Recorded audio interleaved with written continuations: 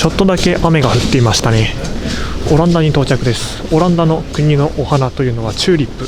中世頃にはチューリップの球根が投機の対象になりまして、で一時期はねこの価格が増えまくった挙句にお家よりも高いみたいなそんな状況になったこともあったようです。他にも下の模様を見てみたら結構ねオランダに関連するものがたくさんありまして、他に有名なもので言いますと風車でしょうね。他にはこれは多分レンブラントの夜景、あとは分かんないものもあるんですが、これはフェルメールかな。そしてゴッホですね。芸術が栄えた場所です。オランダは割と宗教に寛容ということでして、だから宗教がメインだったその当時の絵画というのがですね、このオランダにおいては宗教画だけじゃなくって別の例えば民衆の絵を描いてもいいよみたいなそんな感じの経緯があったので、ここら辺は絵じゃないな、そんな感じの経緯があったので、芸術が栄えていったというふうな歴史があります。他にもオランダの人々は風を活用して生活をしています。そんな感じでオランダはヨーロッパの中でもちょっとね特色がありまして面白い国なんですが、今回は第二次世界大戦がテーマということで、そのテーマに沿って旅行をしていきます。とりあえずこの空港からアムステルダムに向かっていきます。電車ですね。電車はここに書いてありますがまっすぐ行けばいいようです。現代的でかっこいい空港ですね。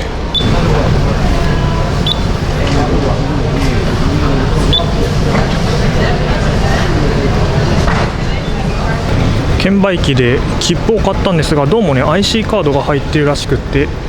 こにピッとしたら OK みたい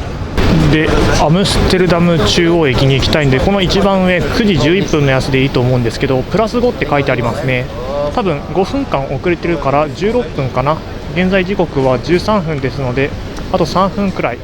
プラットフォームは4番です。そこの表示を見る限りではもう過ぎちゃったのか。今放送でアムステルダム中央行きは5分遅れてますというふうに言ってたんで、多分このプラス5っていうのはやっぱり5分間の遅れという意味なんでしょう。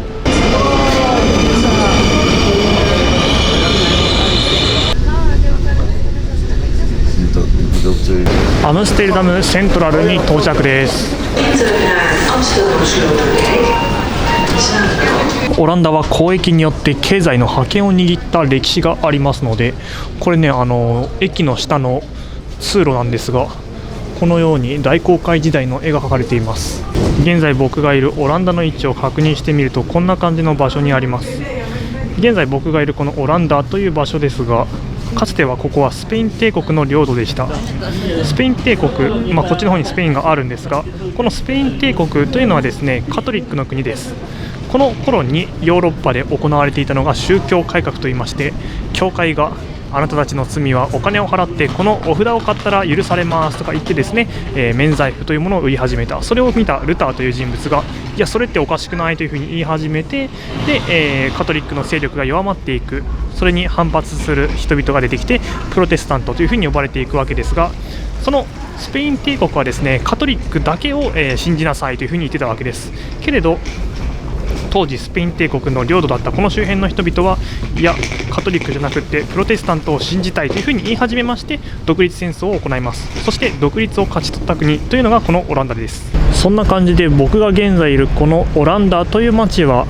もともとね宗教的な理由で独立した国ということもありまして、宗教に寛容になっていきます。そんなオランダの中でも現在僕がいるのはこのアムステルダムといった町なんですが、ちょうどねオランダの中心あたりにある町で港町として栄えた場所です。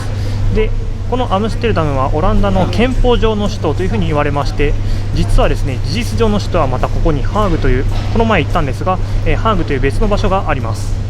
今回の旅行のテーマは第二次世界大戦なので、このオランダの第二次世界大戦のお話をしていきましょう。現在僕がいるこのアムステルダム中央駅の柱にもこのように1945年の5月7日の文字が書かれています。これはドイツがフランスに降伏した日付、つまり第二次世界大戦がこの周辺で終わった日付です。第二次世界大戦でオランダが関係しているのはですねドイツの西側に当たりますので西部戦線というふうに呼ばれるんですが、第二次世界大戦は一番最初この東側東部戦線で始まりました。で東部戦線でですね、このポーランドが占領されてしまった後に西部戦線に戦線が移っていくわけですけれども、ドイツとフランスとイギリスですね。基本的にイギリスとフランスが味方同士で、ドイツが敵とか、そんな感じなんですが、ドイツがこっちの西の方向にガーッと攻め込んでいくんです。というふうになりますと、一番最初はですね、このベルギーやオランダといった国々は中立を宣言していたんですけれども、そこにねドイツが入っていきましたので、ここが占領されてしまいます。ドイツ軍が西ヨーロッパへ侵攻を開始したのは1940年の5月10日、そして15日にはですね、もうオランダが降伏しています。わずか5日間でこのオランダを占領したわけです。つまり現在僕がいるアムステルダムという街はもうね、ドイツからの爆撃を受ける間もなく5日間で占領されてしまったんです。だから爆撃で壊れることなく、現在もその頃の建物が残っています。ということで、うちのチャンネルでおなじみの古地図なんですけれども、これがですねアムステルダムの昔の地図です。そしてこれが現在のアムステルダムの地図です。こんな感じでぐるっと回していきたいんですが、うまく回らないな。まあいいや。今さっき見ていたのはこのくらいの角度ですね。これを見比べてみたらわかるかなというふうに思うんですが、一番分かりやすいのはこの辺りかな。ここにね角があって、で向こう側に丸く伸びているのが見えると思います。それがここに角があって向こう側に丸く伸びているんで、だいたいこの辺りが昔からあった旧市街というふうに考えればいいでしょう。かつての地図と比較してみると、もうね周りは田んぼかな、そんな感じになっています。現在はたくさんの家が並んでいる場所ということで、この地図を使ってアムステルダムの街を見ていこうと思います。現在地はここの駅なんですが、この駅のね左側、この辺りちょっと尖ってるの分かります？三角形に。これが先ほど見ていたこの部分です。なので現在僕がいる駅というのは、かつてはここ海だったのが分かります。この建物がさっき僕が出てきた駅舎なんですが、列車でアムステルダムに来る人はですね、大体ここにやってくると思います。この駅が建っている現在僕がいるこの島ですね。ここはさっき見たようにかつては海だった場所でして、人工の島です。海の上に無理やり島を作ったわけですね。地図を見てみると、この島にはもう駅しかないのが分かります。もうそのまま名前はステーションアイランドというふうに言うんで、この島はこの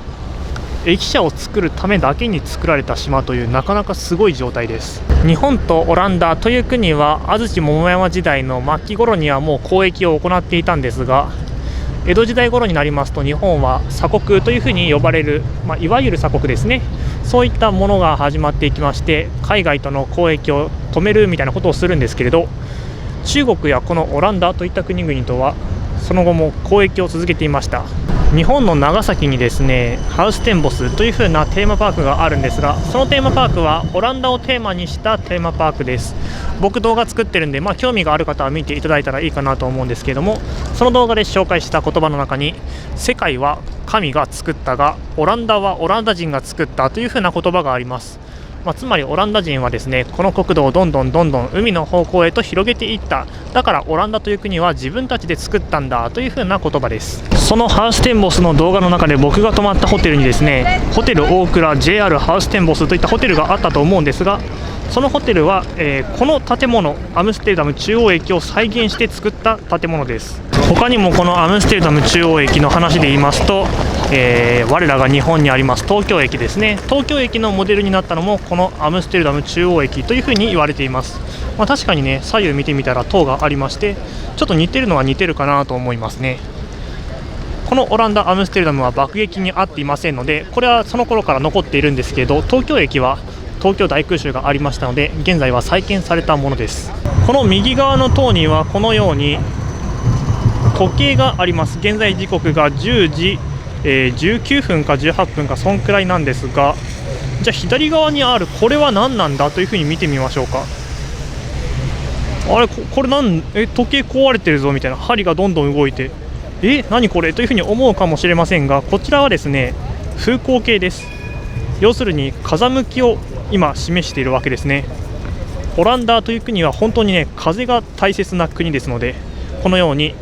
駅にも時計と同じように風光景が作られています。先ほど駅の通り道に帆船の絵が描かれていましたが、帆船というのは風を使って動きますし、このオランダは風車で水を汲み上げて生活している。つまりオランダの人々にとって常に風を意識することが必要なんです。パッと見た感じだとこの駅は左右対称に見えるんですが、実は左右対称ではありません。左の方を見たら別にね何もないんですよ。しかし右の方を見たらあそこに出っ張りがあるんですね。この出っ張りの部分は一体何なんだというふうに思って近づいてみると、中は現在改修工事中かな、こんな感じになっているんですが、もう見て分かりますかね。この格式高い出入り口、ある程度推測はつくかと思いますが、これはですね、日本の東京駅にある皇室の方々専用の入り口と同じように、この駅にも王室の方々専用の入り口があるというふうなのがこの出っ張りです。だからね、一般人はここは通れません。それではこの周辺の駅を離れて実際に旧市街の方に向かっていこうと思うんですが、まずこの三角形の場所が分かりやすいんで、ここに向かおうと思います。三角形の場所というのはここですね。で、なんかスライエルスタワーというふうに書いてあるんですが、どうやらこのタワーが残ってんのかな。まずは現在地から移動してこの教会の方向に向かえば左側にタワーが見えてくるはず。教会はあそこに見えています。見えてきましたよ。多分あのタワーが先ほど古地図に載っていた塔です。この塔の右側には川みたいなものが流れていて、で多分ね、ここら辺が教会が建っている場所だと思うんですが、ちょっと電車で見えないな。これが教会ですね。で教会の左側見たら塔があって、あそこに川が流れているんでしょう。塔の横まで歩いてきたらちゃんと川が流れていました。昔の様子が今も残っているようです。古地図を見てみると塔と川の間に細い道があるんですが、これが塔ですね。で塔と川の間にあるこの細い道、ここを進んでいきますと、右側に行けるのかな。でまた右側をずっと川に沿って歩いていけば教会があるみたいです。じゃあこの細い道歩いていきます。雨が降ってるのがねちょっと残念ではありますが、風景はすごく綺麗ですよ。中世のヨーロッパっぽいです。さて川に沿ってある程度歩いていきますと、右側に曲がる橋が見えてきました。この橋の向こう側見てみたら、川が続いているな。ほうほう。で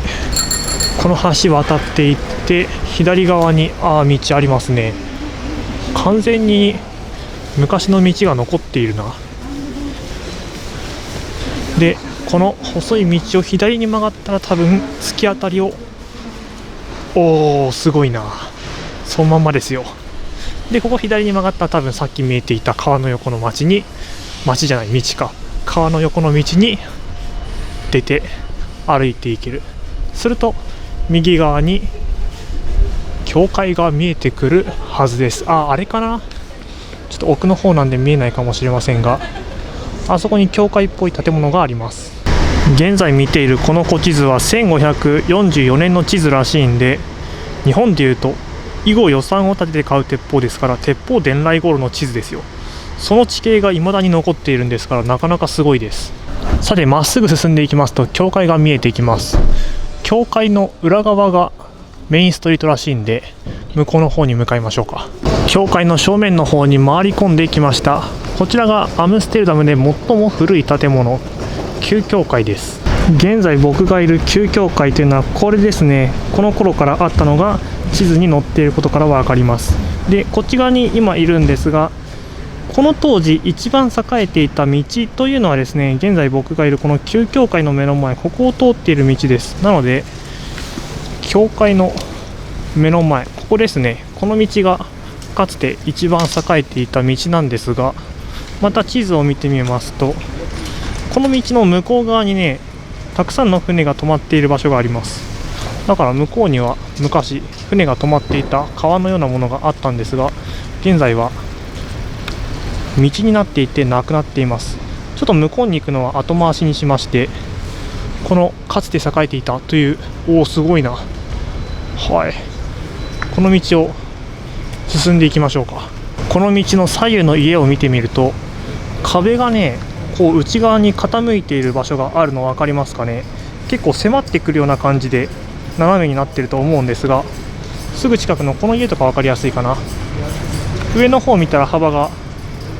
これは50センチくらいありそうなんですけれど、下の方に行きますと幅が30センチくらいになってるんで、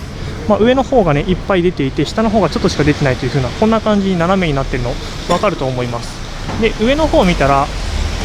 ここにねなんか引っ掛ける部分があるんですよ。これなんでこんな作りになっているのかと言いますと、上の3階とかからですね荷物を入れたいというふうに考えた場合は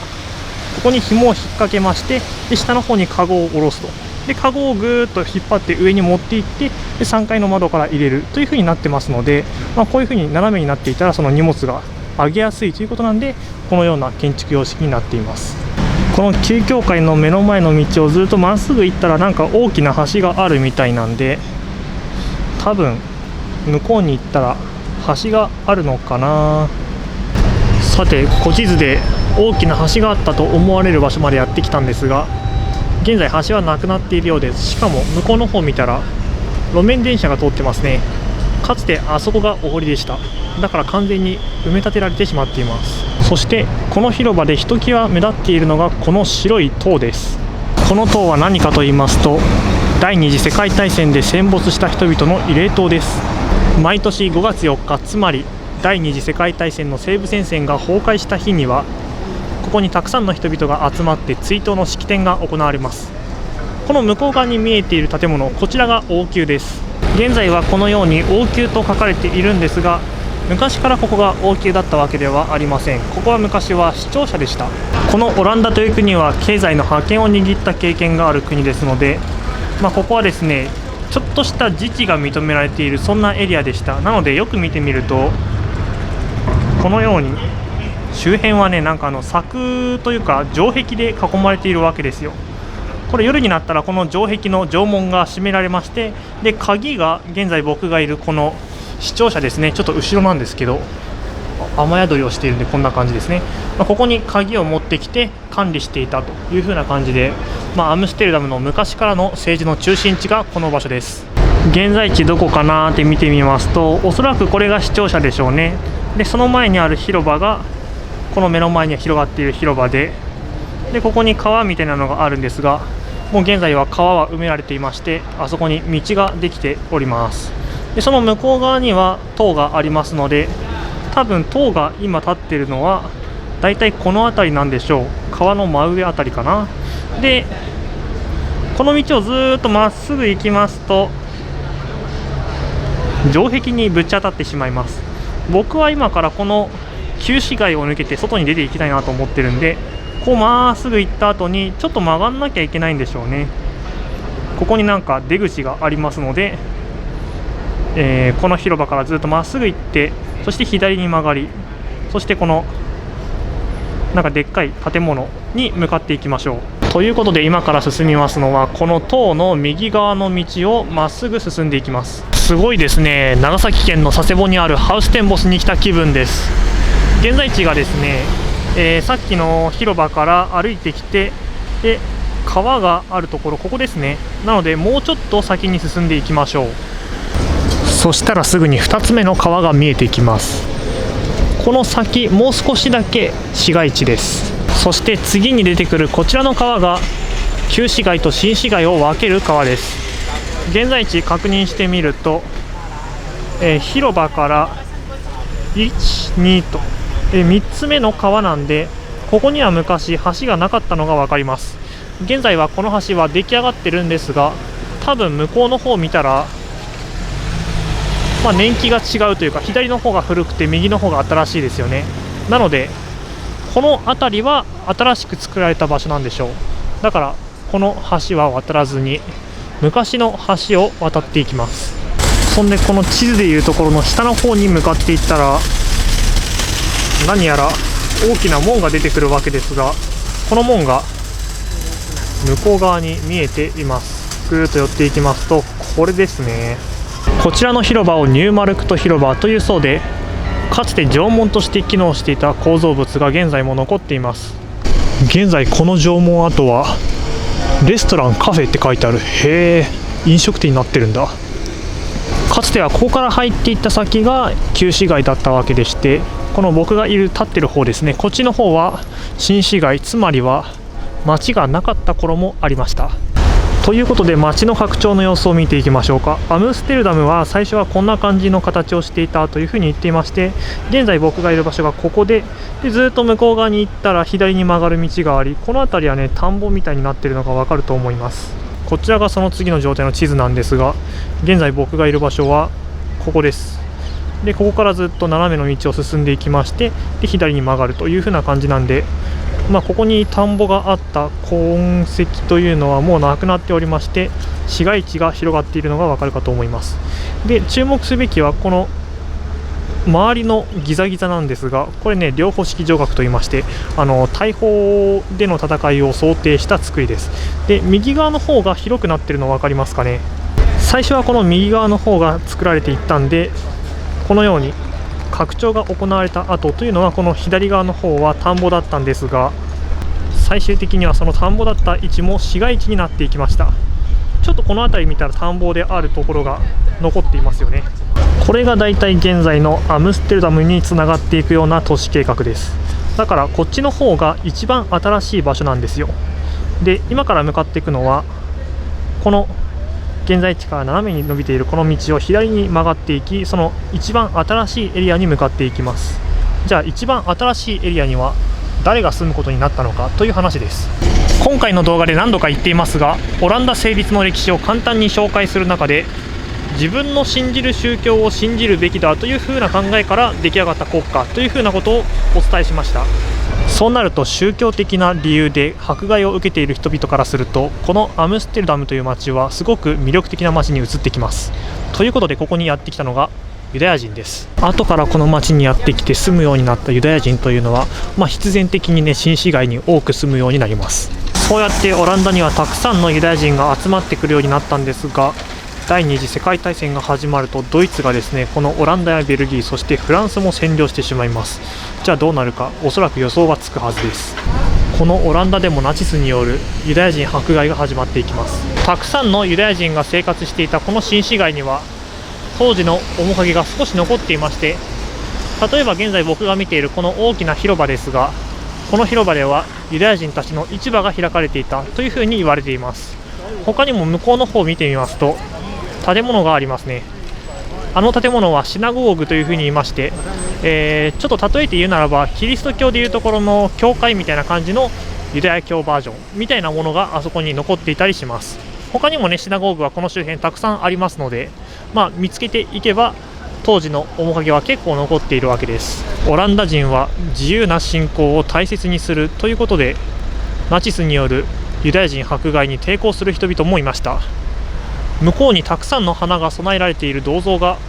見えてくると思います。ここにある銅像は普通の男性の銅像なんですが、下の方を見てみると1941、2月の25って書いてあるのかな。ということで1941年の2月25というふうに入れたんですが、なんかうまくね検索引っかからなかったんでストライキというふうに追加してみたところ、このように2月のストライキというふうなウィキペディアのページが出てきます。